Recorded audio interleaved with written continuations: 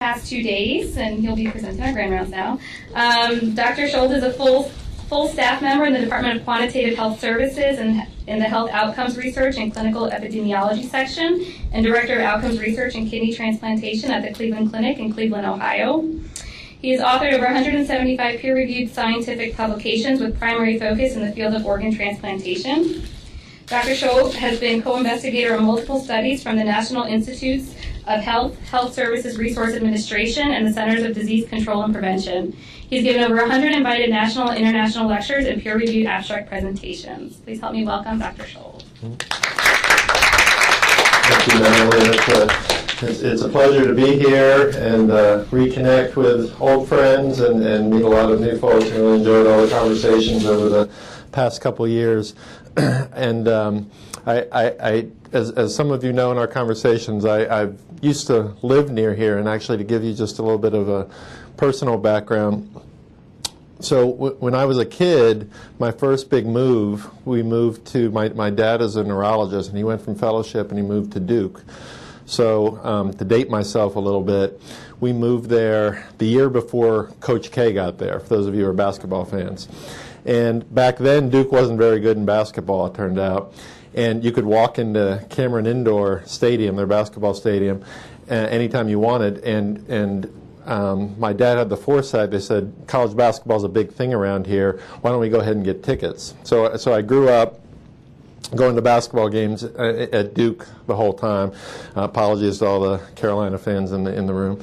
And the rest is history, and they won 5+ national championships and had great success. From there, I went to school at Emory, so I moved to Atlanta. And it just happened to coincide, for those of you that are baseball fans, with a time when they got all these young pitchers, Greg Maddux and Tom Glavine, for those of you, and they won the World Series there for the first time in history, first time they've ever done that. From there, I moved back to Raleigh, North Carolina, where I did my master's training, and that's where the Carolina Hurricanes are, where for those of you that are hockey fans, and as you all can appreciate, a lot of cynicism among Northerners about having hockey in the South, but they went to the Stanley Cup as a new franchise. From there, I moved to Clearwater, up the road, and it just happened to be the time when John Gruden was here and the Bucks won the NFL Super Bowl. From there, I moved to Gainesville, where I was with Raj, and I spent time there working, and also as did my PhD work there. And being a basketball fan, we had season tickets to go to see the Florida Gators. Saw back-to-back championships there from Noah Horford days, for those of you that are basketball fans, which they'd never done there before. And then my last big move, I moved to Cleveland, who hadn't seen a championship in 60-plus years until 2 years ago when, of course, the remarkable LeBron days and how excited they were and starved for a championship. So, long story short, in statistics, we have to be very careful about cause and effect and putting attribution about what causes this. But clearly there's an association between where I am and bringing championships. I don't know what exactly that's all about, but that's to be determined. So anyway. All right. So just to digress, so today I'm going to talk a bit about healthcare report cards, and obviously this is a transplant meeting, so making it salient to transplantation, but I think it's instructive to give some background about what report cards, the genesis of them, how they've been applied in other contexts that we can relate to in transplant and also learn from to some extent. As many of you know, that cross-fertilize in other areas besides transplant, report cards, and I'm using the vernacular here, report cards, meaning measures used to evaluate quality of healthcare providers, have grown quite a bit. They've proliferated, they've exponentially grown in many, many different contexts, and our strategy, as we'll talk about, with many different initiatives in healthcare. So it's something which affects many different areas of healthcare besides just transplantation, and again, there are parallels that I think we can appreciate and learn from in understanding what are sort of the next steps. So just a few disclosures. I don't think anything relevant for the topics here. And again, I'm going to talk about healthcare report cards broadly and then specifically in transplantation, and really sort of end the conversation with what are the next steps and perhaps some dialogue about what you think the next steps should be in our field. So at a very high level, most of you have probably seen slides like this or data like this before about how the U.S. spends an inordinate amount of our gross domestic product on healthcare compared to other industrialized countries in the world. And we're the far outlier on the left here in terms of dollars per individual that we allocate to healthcare, and it's well recognized that we spend a lot for healthcare, however best it can be measured. This continues to grow despite many efforts and changes in healthcare reform that I'll talk about a little bit, and it is projected to exceed 20% of our gross domestic product in the next couple of years. And that's despite the fact that we actually have fewer practicing physicians, doctor consultations, hospital beds, discharges, and shorter length of stay than most comparable other industrialized countries. So despite the fact that we have limited some of these other areas, we still spend a lot for a variety of multifaceted reasons. And at the same time, if you look at some basic tenets of public health, we are at best relatively average compared to these same countries. So as opposed to 50 years ago when the U.S. was quite distinct just in terms of a basic public health metric like life expectancy from birth, nowadays we actually trail many of our comparative countries in the world and actually have shorter life expectancy over time.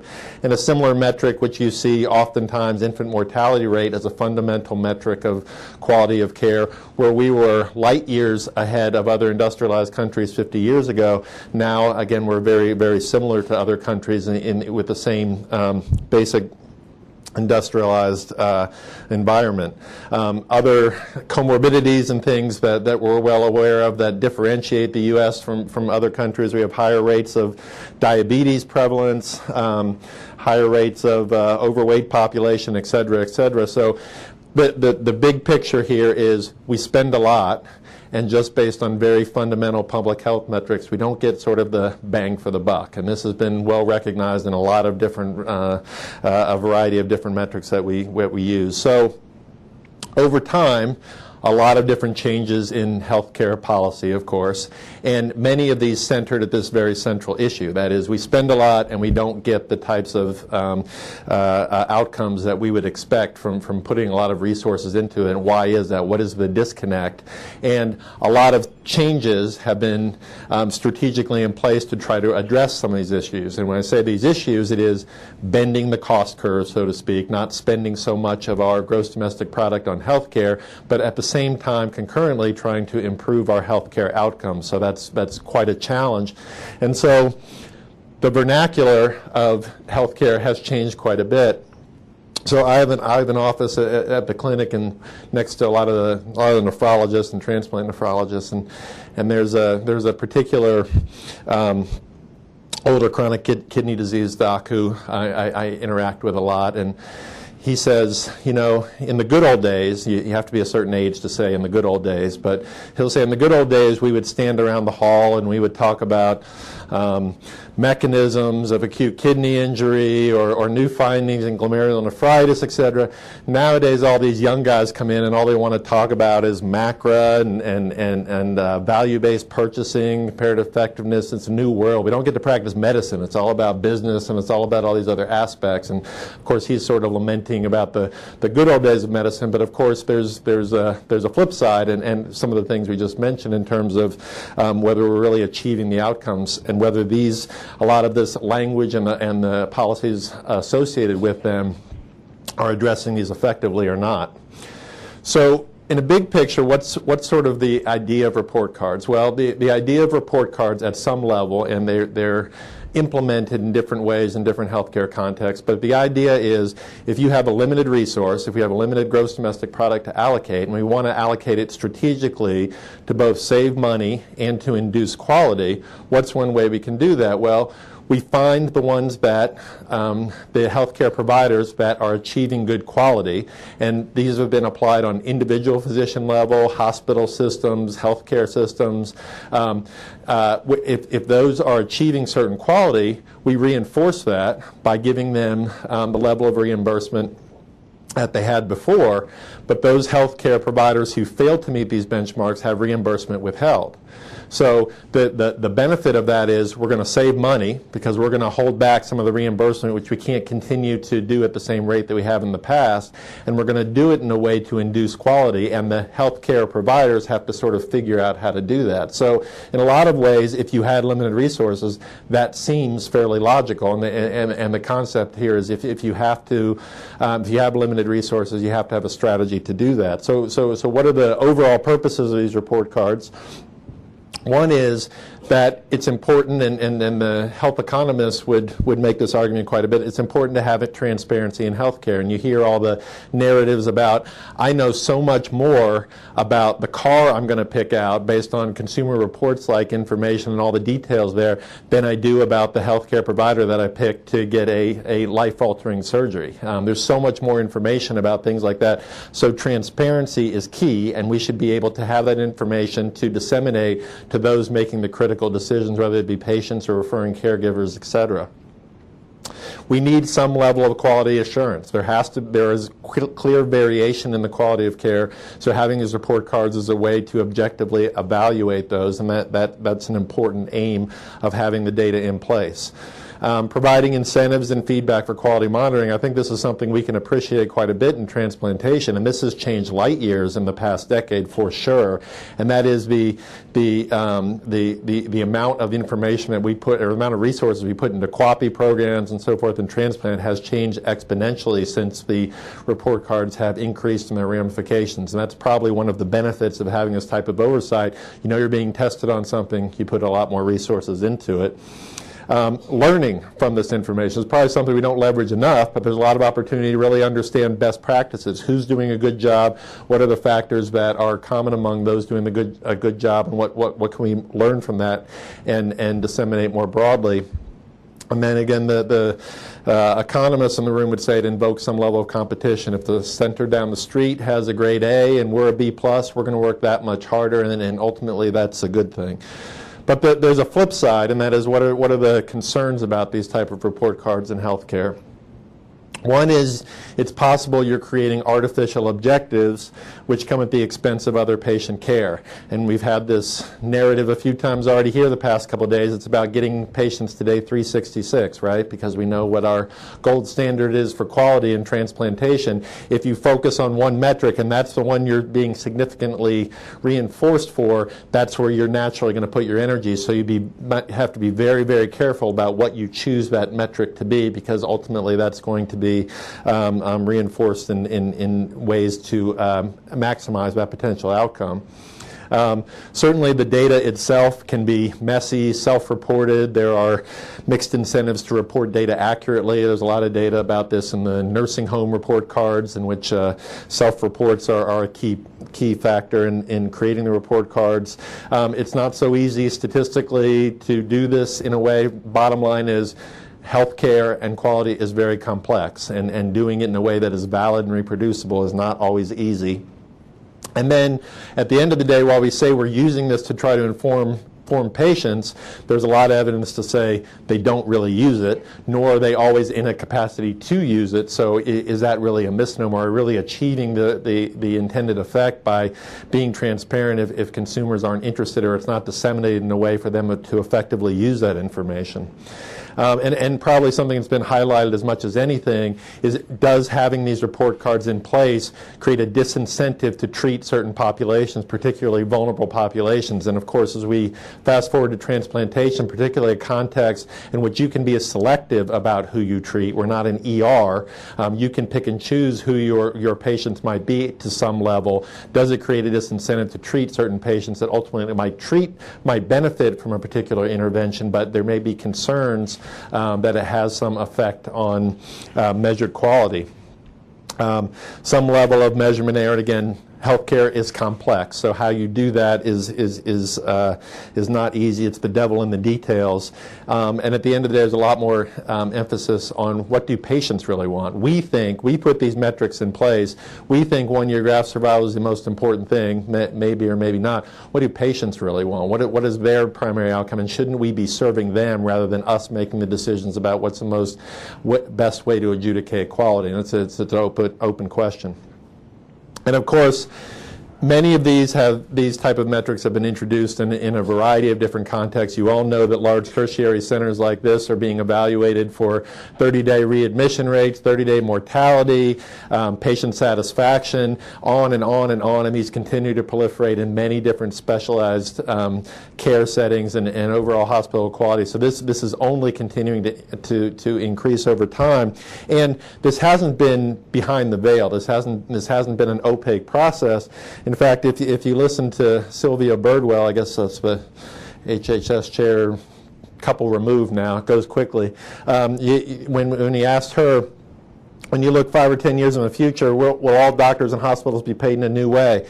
And this is her quote: certainly by 2018, we're here, 50% of all Medicare payments will be linked to the value of care that is being delivered. That was our goal. We are on that path. So this isn't hidden. This is a big strategic plan. This is a big part of healthcare reform. This is where we're going. This is intended. And so it's extremely important to understand what that means to us as individuals, what impact it has on the delivery of care, good and bad, and how to understand as it's continuing to have more and more ramifications in our field. There's a white paper a few years ago from RAND specifically addressing what the impact of healthcare report cards are. And just a couple of the findings from them, they asked the question, what have we learned about how people in an organization use report cards? And one of the quotes says, we discovered the evaluation of report cards has not kept pace with their development. In other words, there's so much data out there now between our EMRs and registries and in different ways this data is collected. The opportunity to develop report cards has exponentially increased. There's a lot of data out there to do this, and a lot of different entities, both public and private, do this as part of their primary mission. There's a lot of private entities which are evaluating quality simultaneously, and there's a lot of development of it. But really understanding what it all means and what to do with it all is far behind actually development of the report cards. And then the fundamental question, do report cards in fact change behavior? One of the quotes, report cards seem to have little influence among consumers and physicians. And again, going back to the point, if it's supposed to improve transparency, if it's supposed to affect decision making, most evidence say it really doesn't. So why is that? Are we not disseminating it correctly? Is there some disconnect between what the purpose and the ultimate use of it is? This is an interesting study just a couple years ago, and you can just tell by the title, the main finding, U.S. physician practices spend more than $15 billion annually to report quality measures. As I started off the presentation, I said one of the purposes of all of this was to be more strategic in our allocation of scarce resources. That is, we're supposed to save money by changing the reimbursement patterns. But in fact, if we're putting all of these resources in and we're all nodding our heads in transplantation, how much unfunded mandate we put into reporting quality measures in transplantation, we put all the money in just to report everything. Are we really reaping the cost savings in the back end at the end of the day? And this is just a matrix of different aspects of report cards which have been studied in a variety of different settings. So all the X's just means research exists in these different areas. It's a big research field just to understand what report cards are, how to develop them, what their impacts are, both positive and negative. And again, on the hospital level, individual physicians, on health plans, on nursing homes, there's a lot of data. And evaluating, does it affect consumers' demand and choice? Are there benefits that we can evaluate, such as whether providers are more engaged in quality improvement activities? Does it in fact improve performance for lower level quality providers? And also dysfunctional responses. Cream skimming, which is a narrative of picking the best patients to meet the metrics that are being used for report cards, teaching to the test, putting our resources into that particular objective which is being evaluated, manipulating data coding practices, and what is the financial impact of all of this cumulatively. And so there's a lot of activity in the research world just to even understand what we're doing, and again, trying to understand whether it's a net positive or negative. There's a really nice viewpoint piece by Donald Berwick. Some of you might recognize his name. He's I think he's a pediatrician by training. He's at Harvard, but he was directly involved with a lot of healthcare reform back in the Clinton era. He's a pretty provocative guy, and he was one of the leaders at CMS with a lot of the development of these metrics.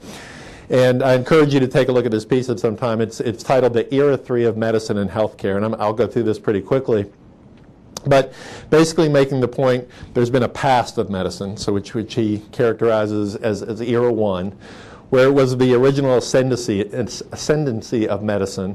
And the assumption was that medicine was different. Medicine was different than creating widgets. It was different than other businesses because we were doing something which by its nature is benevolent. We're doing an altruistic activity that we're trying to improve health, and it doesn't need to be regulated the same way as other businesses.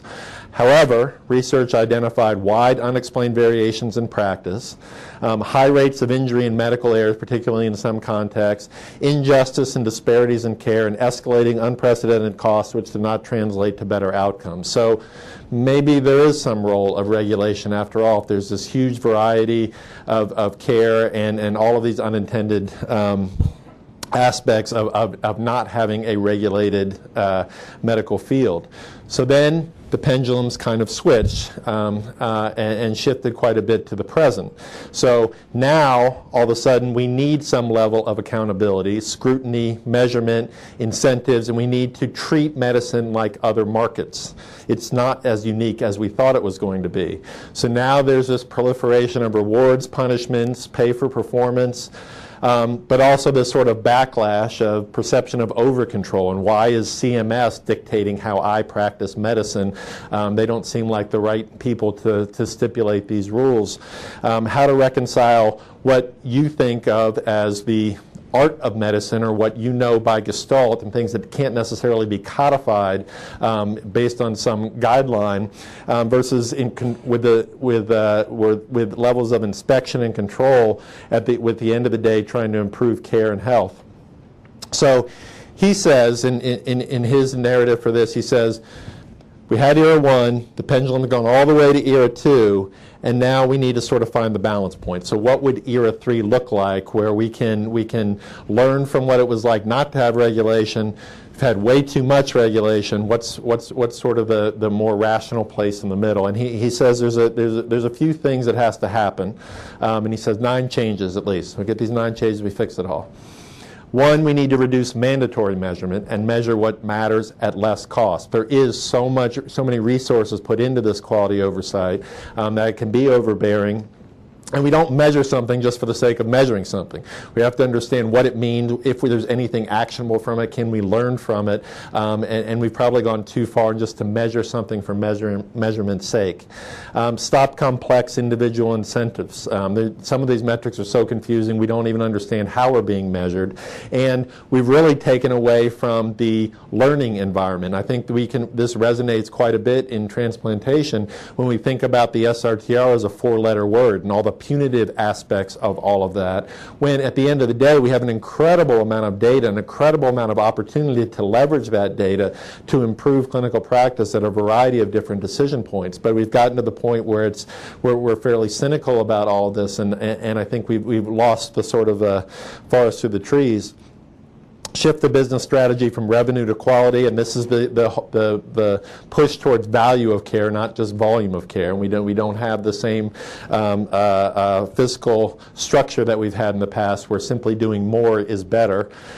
Giving up professional prerogative when it hurts the whole. So where do you draw the line there? Where do you have to stipulate that certain levels of care have to be considered, and how do you make that regulation stick?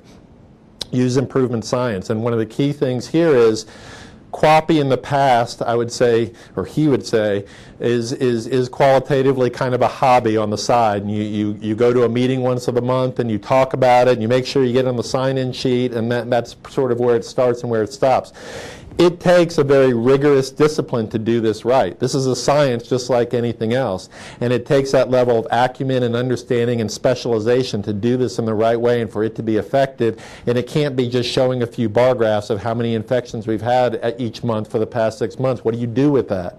How do you do it accurately? How do you really learn from that? That's not something which is a hobby, and it takes that level of rigor and science to do it correctly. Ensure complete transparency, and this is always a push-pull, and both for patient protection rights and a variety of different reasons. Getting all the data is absolutely critical to doing it the right way, and it's not currently available in all contexts. Kind of pie in the sky, protectability, do this in a nice way. Of course, that'd be nice. Hear the voices of patients served. That's something, again, which I alluded to before, we haven't done well as a whole. Understanding patient-reported outcomes, what patients really want, not what we think they should want. And try to do it in a way that there's not greed and fair profit associated with that. I think he was particularly alluding to pharmaceutical involvement and not taking advantage of certain situations. So a lot of interesting thoughts, and as we think about that in transplantation, I think a lot of things that apply. So what is the evidence about the effects of healthcare report cards? There's a lot, as I already alluded to and showed you the matrix before, but just a few themes which resonate in a lot of different contexts. One is about what effect it has on access to care, and you see this in a variety of areas. Cardiac bypass surgery is probably one context in which report cards first gained a lot of notoriety, or it may be perhaps notorious in a lot of ways, where individual cardiac bypass surgeons were evaluated initially in the state of New York. And what this study demonstrated was that before report cards were utilized, there was a bit of a difference between incidence access to cardiac bypass surgery between Caucasians and African Americans. But after the reports came out, this disparity was exacerbated quite a bit, and the conclusions of the study were, and based on some of the anecdotes, that African Americans had less access to cardiac bypass surgery, which is a function of risk aversion, because individual surgeons felt they were higher risk and may have a deleterious impact on their report cards. This is an example where individual stroke centers are evaluated, the exact same centers in the exact same location by two different private entities, here Health Grades and something called the Niagara Coalition. But what's interesting is they use different statistical formulations and ways to evaluate it, and they came up with very different answers. So one Health Grade said it was a good place, Niagara Coalition said it was a bad place, some said it was average. So if you're getting different answers of the exact same data over the same time period, what does that mean about the report cards themselves, and if they can do an accurate job distinguishing who is a good provider? This is a study, and I know you can't read all the individual texts, but the question was, do well-publicized outcomes affect hospital volume? Do people really go where the good report, where hospitals have good report cards? If you're using the report cards to affect choice again, you should see some shift in volume based on the outcomes of the reports. And basically, the long story short of this is, in the state of California, the answer was no. It doesn't make a difference as a whole, no matter if you get a good report card or a bad report card, except in a subpopulation. And if you look at the text here, it says the only differences that were significant were prevalent among whites with better insurance company. And one of the unintended consequences of all this is, in certain circumstances, the only people who can use this information are ones that are the more health literate. 2 are the ones that have the resources and are able to travel. 3, they're able to go to select centers which can accept them. So it might in fact exacerbate disparities rather than having all this transparency of information allow more access to care. Another popular surveys in the area of cardiac surgery. This is a survey a long time ago from JAMA asking, do patients understand anything about report cards? And the survey said that only 12% of patients were aware of prominent report cards in cardiac surgery, and fewer than 1% actually knew the right rating. So we put it all out there, we put all this data out there about their cardiac surgeons, and for something as serious as cardiac surgery, less than 1% even knew what the rating of their surgeon was. There's been a variety of efforts to say, well, maybe we don't need to put this data in the public domain. Maybe putting it out there in the public domain has too many unintended consequences, so maybe we need to find different avenues to disseminate the information to different audiences. And there's actually numerous studies like this, but bottom line, in this case, there was a randomized trial in which the intervention group, they gave information sooner to hospitals, and they said they could do something with it before it got out in the public domain. And when they did that, it didn't change any of the outcomes for that group. So getting information to providers sooner before the public is aware of it didn't seem to have any impact at the end of the day. So do report cards really change practice, going back to that question? This is actually a study from some colleagues at the Cleveland Clinic in New England Journal of Medicine. And as many of you know, 30-day readmission and mortality are both key core measures for heart failure patients. And what they found was that, go figure, centers that had relatively low mortality rates had higher readmission rates. And what they were demonstrating is if you keep people alive, they're more likely to be readmitted. And so we're measuring both of these metrics simultaneously. And what kind of logic does that make if they both have significant impact? So how do you create the measures in a way in which you're avoiding these types of competing risks? The other sort of theme that comes up a lot in talking about report cards is how much are we really measuring? How much are we measuring in terms of the true risk of the population that we're serving? So what is the role of underlying risk factors? A lot of data. This is a whole series of studies in JAMA talking about what are the true determinants of health and how much we can actually attribute a lot of this to behavior rather than true underlying clinical risk factors that we can put into ICD-9 codes. And so the impact of things like tobacco use, diet and activity, alcohol, etc.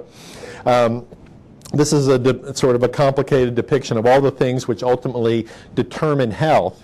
And as much as people can to try to really understand how many what the percentage of these different factors which explain health, most of them say that the vast minority, usually 10% or less, is really explained by health care per se.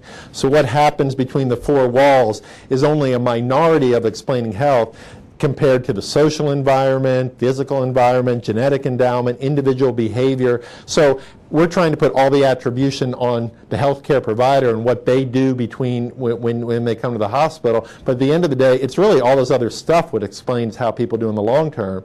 So are we over-interpreting the effect of quality of care? This is a really interesting study. I won't go into all the details, but if you look at the reference, it's from New England Journal, 2011.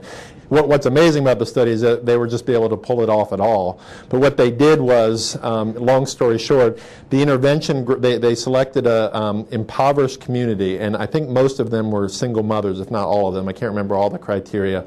And the intervention was they provided vouchers for them to pick up and move to a quote-unquote nicer neighborhood. That was the intervention.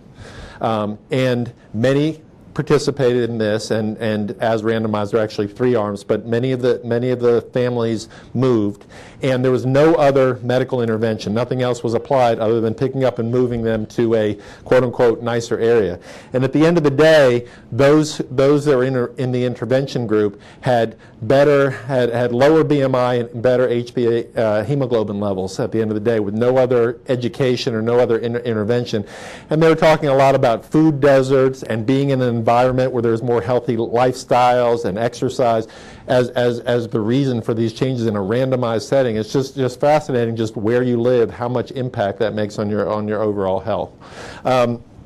Those of you, there might be some of you involved in the National Quality Forum, which is an entity which adjudicates new metrics which are introduced into healthcare. And one of the big discussions in this group, I'm in a local chapter of this, one of the big discussions in the group is what do we do with all these social risk factors, and can we incorporate them in the models that we use to evaluate quality of care? Because there is such heterogeneous communities across the country.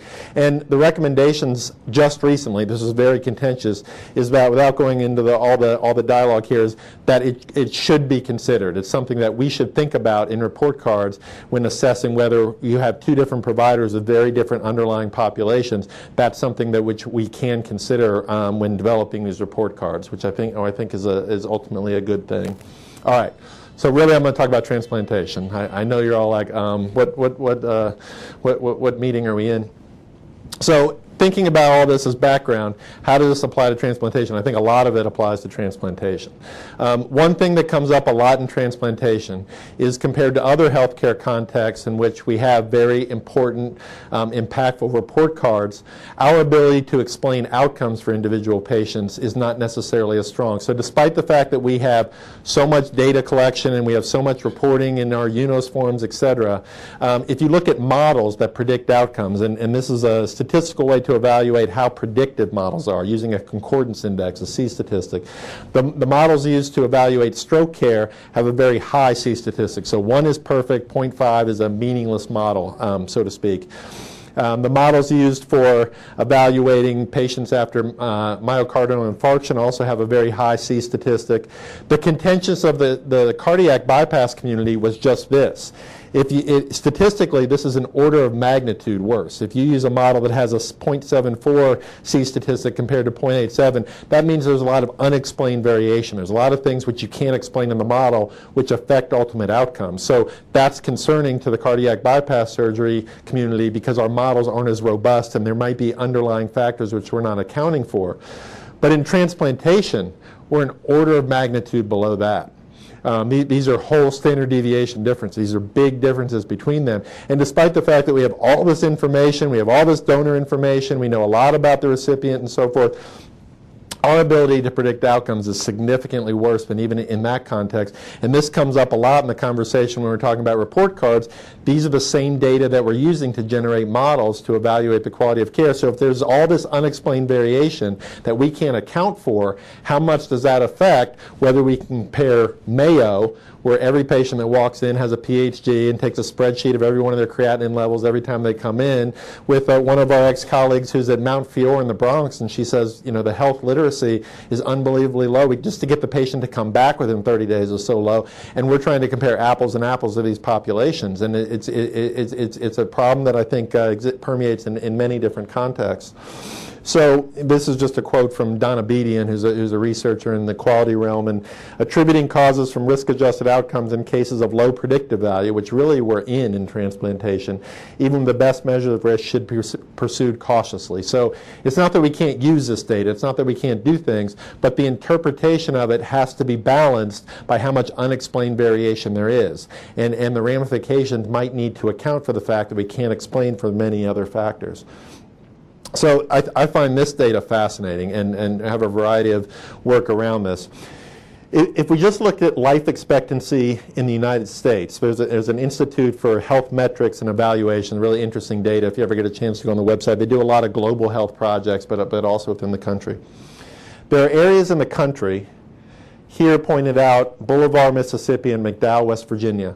Life expectancy from birth is about 64, 65 years. That's equivalent to Afghanistan, Haiti, Sub-Saharan Africa. I mean, these countries literally or counties literally from life expectancy are as low as some of these places which we certainly wouldn't consider industrialized by any definition. And then on the other end of the spectrum, in Fairfax, Virginia, and in Gunnison, Colorado, which someone pointed out to me is where Aspen is. So apparently if you want to live really long, you just go be a ski bum and you'll just live until you're 90 years old.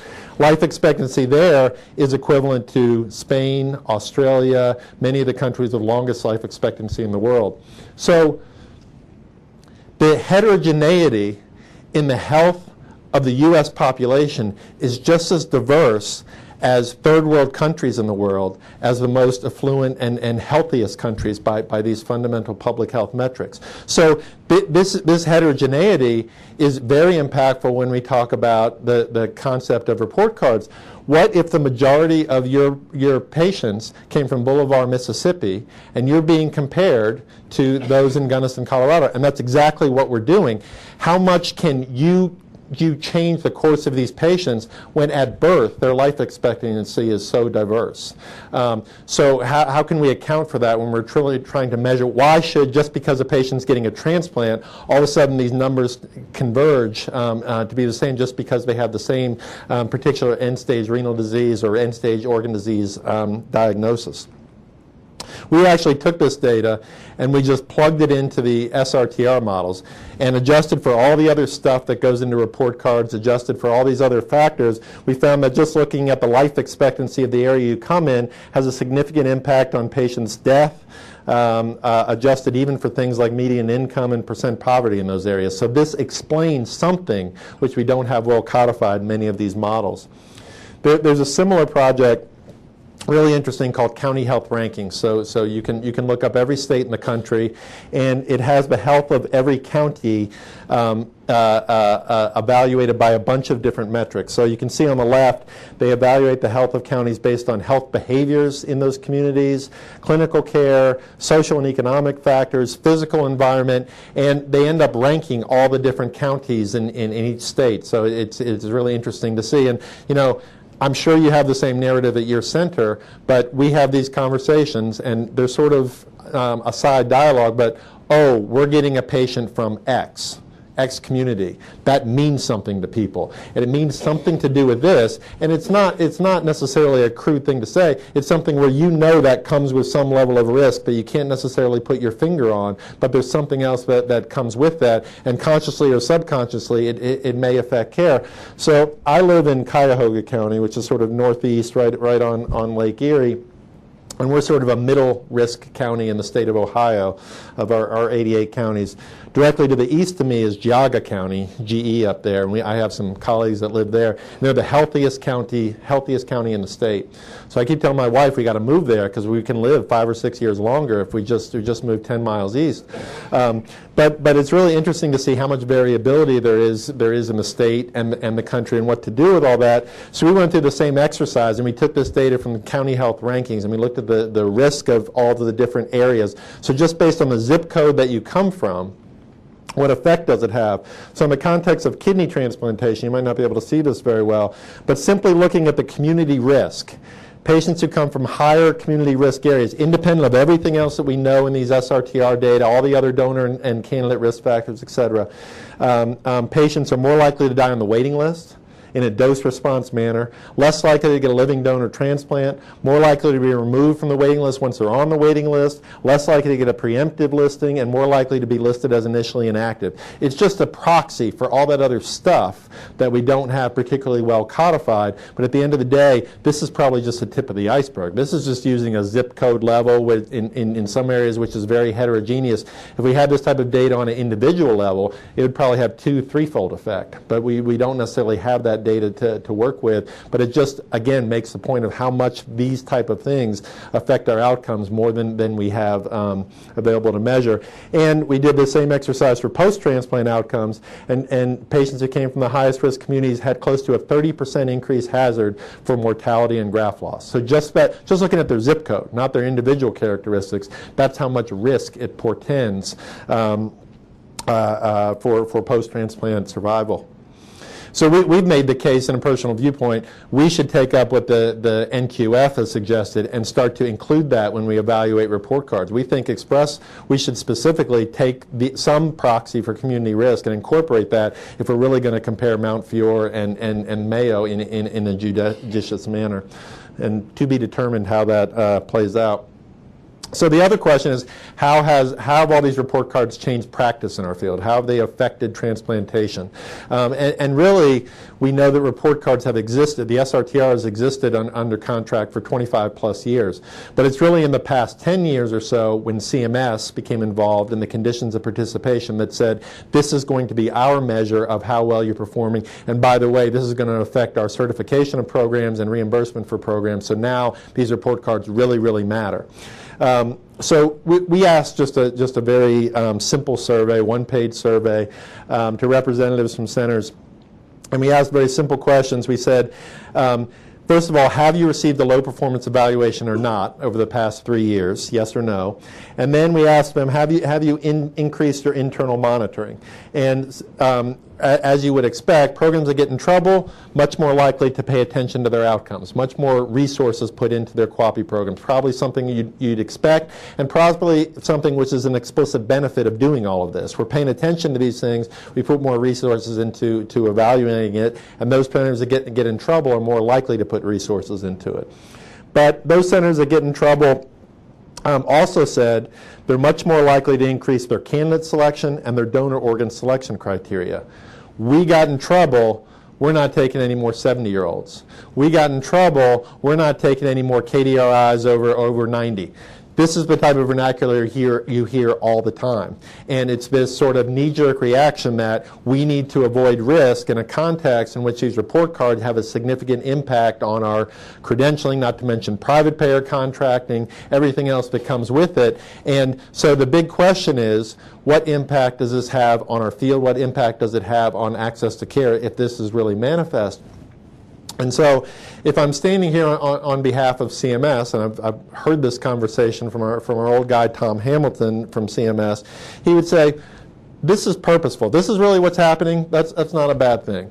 So your program sucks, according to our report card. So next can that comes in, they probably shouldn't go there anyway. They should go down the road. And maybe there's some truth to that if the report cards are accurate. However, when a patient gets turned down, as you know, first of all, many of them don't even know they can go to another center. If they get turned down, they're not a transplant candidate. That's the end of the story for many patients. Second of all, not all patients have the ability to go to another center, particularly where they're located physically, and so they simply don't have the resources to go somewhere else. So some patients are being lost in the shuffle. We just don't know exactly what that number is. Some patients are lost if this risk aversion is pervasive among those centers that are flagged. And the same sort of narrative would be around donor organ selection. So Thomas Hamilton says, your program sucks. Next time a KDRI 90 comes, you probably shouldn't take it anyway because you're not doing a good job with it. So we turn it down. That's one other offer turned down on the match run. So people see that. It's already been turned down by your center. It adds cold ischemia time, so it's going to take another couple hours for someone to figure out if they want that organ or not.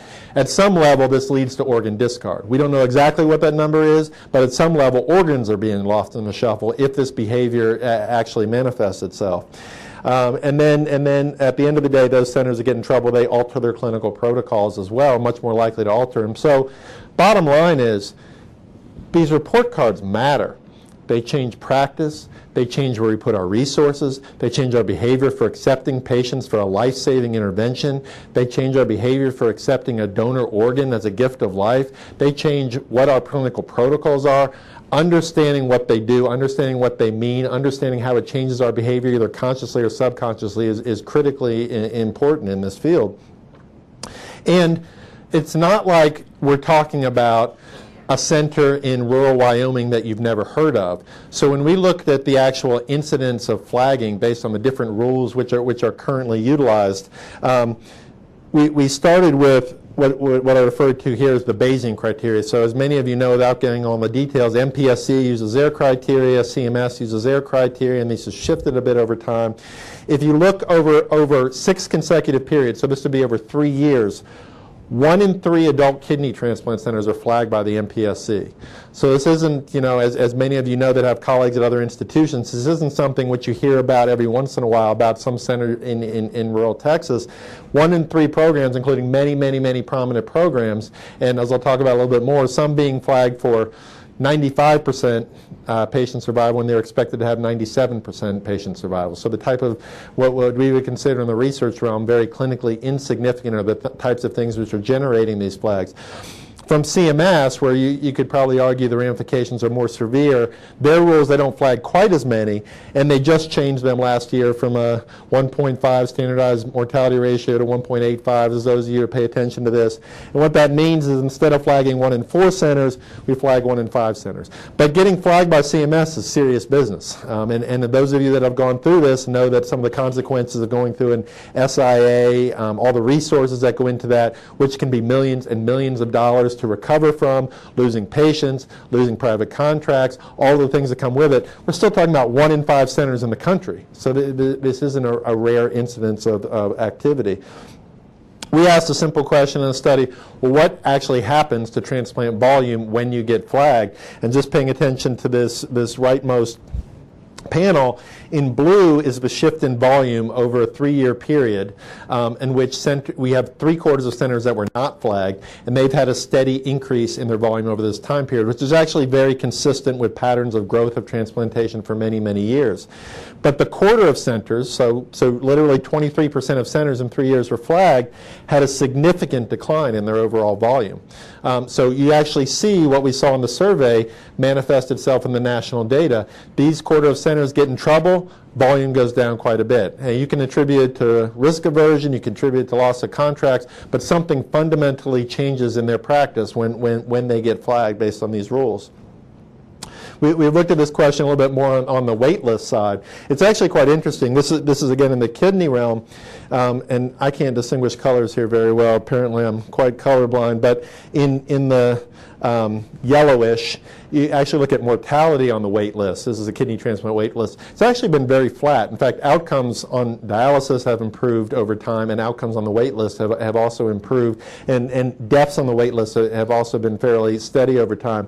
But what's increased dramatically in the pale-ish color is removals from the wait list. So patients removed specifically for reasons of too sick or other reasons, which is the big buckets when you classify how patients are removed from the waiting list. This sort of miscellaneous buckets more than doubled over this time period. So between 2007 and 2014, more than doubled. This is a much more active process. And you start to think about the vernacular of cleaning up your waiting list. This is something which is happening in a much higher incidence than 10 years ago. So we asked the question, is this at all related to all this report card business? And turns out a strong dose-response relationship. That is, compared to centers that were not flagged, centers that received 1, 2, or as many as 4 flags over this period, dose response increase in the removal of patients on the wait list. You get flagged, you stop doing as many transplants, you kick people off the waiting list. But you see this narrative happen a lot, and you see that it manifests itself in all these data and a strong effect of patients no longer being considered as candidates. Interestingly, if we just look at centers that got flagged themselves before and after, you see the same sort of, from the same study, you see the wait list removal rate significantly increases. So blue is before they were flagged, yellow is after. And the mortality rate is significantly lower of those that are removed after they get flagged. So what that means is the ones you're kicking off the list now have a much lower mortality rate than the ones you were kicking off the list before. In other words, it's not because they're sicker patients, they're actually healthier patients, but you've just changed your threshold for when you kick them off. You become more aggressive in taking patients off the list based on the fact, probably because of some concerns about what impact they might have downstream on your report cards, and the other impact is that overall transplant rates decrease. We found the same sort of findings in the context of liver transplantation, both in the number of patients listed and the number of patients transplanted. Same sort of story, but what was most interesting from this study in liver transplantation was when we looked nationally, each one of the circles represents a transplant center. There was a wide variety over time in the change in transplant volume. So many centers grew, many centers contracted in their overall volume. But on the y-axis is their change in their standardized mortality ratio, which is the main factor which is used to evaluate outcomes. And there was literally zero relationship. So this is a complete scatter. So some centers got bigger, they were just as likely to have better outcomes as worse outcomes. Some centers contracted and may have contracted due to risk aversion, we don't really know, just as likely to have better outcomes as they were worse outcomes. So one interpretation of that is centers might become more risk averse or not do as many transplants, but there's no evidence that it even does them any good on a quality basis. So changing your volume doesn't, in either a positive or negative way, doesn't have any direct relationship to ultimate outcomes, at least looking at it at a high level. So what that means is that if some centers are contracting explicitly for the point of avoiding a bad report card, they're probably not doing it very strategically, and what that means is you're denying access to care and you're not doing your program any good simultaneously, so it's sort of a lose-lose. And similarly, growing your program doesn't necessarily mean it's going to relate in or manifest in better outcomes, and it's much more nuanced than that, knowing what you're good at, changing volume based on things that you've done well in the past, understanding your outcomes and what you're good at is much more strategic. There's been some discussion and discord about this new SRTR approach, these 5-tier ratings. I don't know how many of you are aware of it or pay attention to it. But it's been concerning, and just going to my final points coming up here, concerning because I think the endpoint is wrong, and we don't need to be slicing our current endpoint up more granularly. Simply looking at 1-year patient survival is probably not the best measure to start with. But this is a study we published in the context of kidney transplantation, And what we did is we looked at a baseline period, and they said, how quickly do these 5-tier ratings change? And if you look at the red Kaplan-Meier here, in just 6 months, half of centers change their tier rating. So from one report card to the next, half of centers go from a 4 to a 3 or a 3 to a 2, or et cetera. And if you look over 2 years, 86% of centers change. And then in the blue curve, you see a 2-unit change, and just within 3 years, half of the centers change at least 2 tiers over that time period. So they go from a 5 to a 3 or a 3 to a 1 just within a few years. So if you think about a candidate who's listing for a kidney transplant and they're signing up for a 5, they're just as likely to end up with a 3. Or they're signing up for a 1, they're just as likely to end up with a 4 by the time a transplant actually becomes available. So are we really informing choices? Are we doing anything that's going to make a difference in their ultimate outcomes? And because these shift around so much, and because there's such a narrow difference between tiers, they oscillate quite a bit. So if the big picture is, if not 1-year patient and graft survival, what would that be? So this is a study which we published a couple years ago, and we looked at patient survival based on whether you listed at the best programs in the country, this is again in kidney transplantation, an average program in the country, or the worst programs in the country.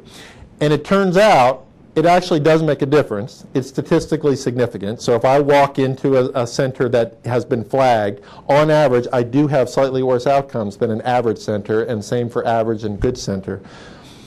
But this is outcomes on the waiting list. This is what happens if you don't get a transplant.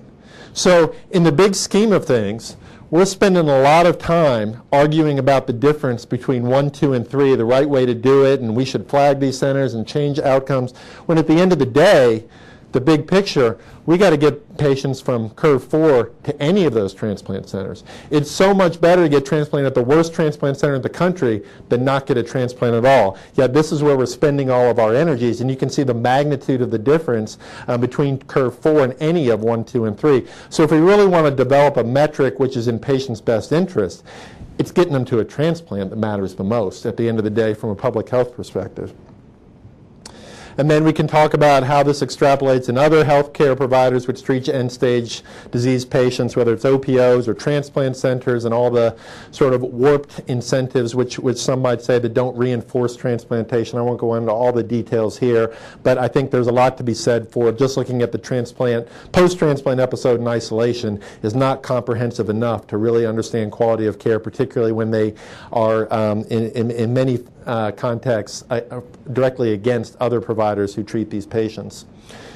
We actually proposed a model that might be sort of pie in the sky, but I think something that in the spirit of a lot of the changes in healthcare reform or accountable care is something that is part of the idea, and what we called an ideal quality metric in the field of at least end-stage renal disease. You probably couldn't do it quite as elegantly in other contexts.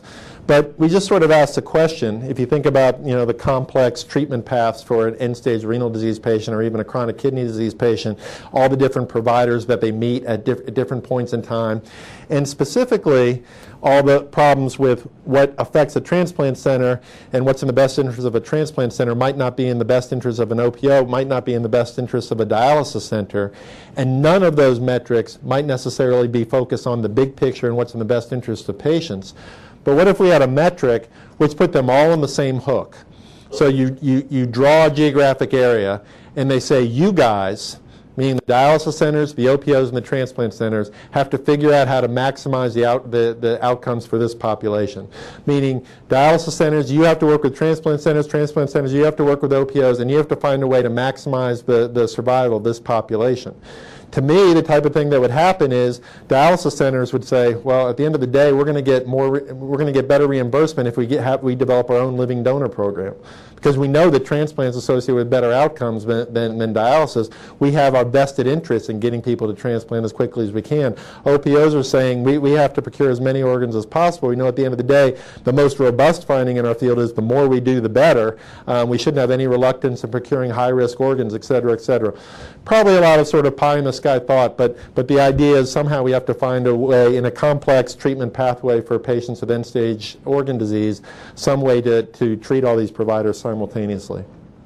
So Just to summarize, I'd say that certainly quality oversight continues to expand. It's something that's going to be prominent in healthcare. It's not going away anytime soon. As much as we bemoan some of the unintended consequences, it's something we really have to understand. Really have to understand in a rigorous manner. At a provider level, I think understanding how we're being measured is critically important. Avoiding irrational responses to a lot of these measures, which I think happens in an empirically based way, and how we can really learn from these data rather than have these sort of knee-jerk reactions. And at a policy level, I think there's still a lot of work to be done, how we disseminate this information to providers and patients, and how we really think about measuring what matters at the end of the day, rather than some of what I would argue are artificial objectives. So with that, I will stop, and thank you for your attention.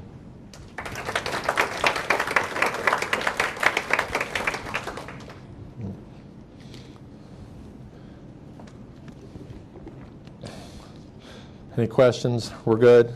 All right. Okay. Well, thanks again.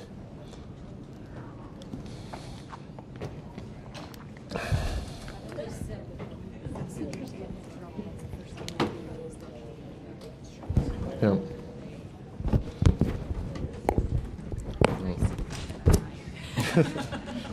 Yeah. All right.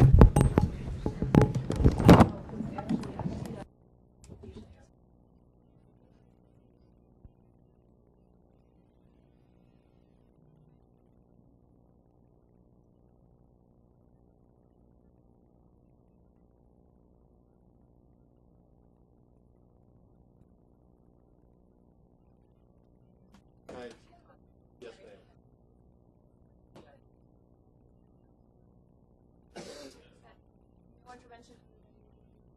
Oh, so the first authored lesson last week.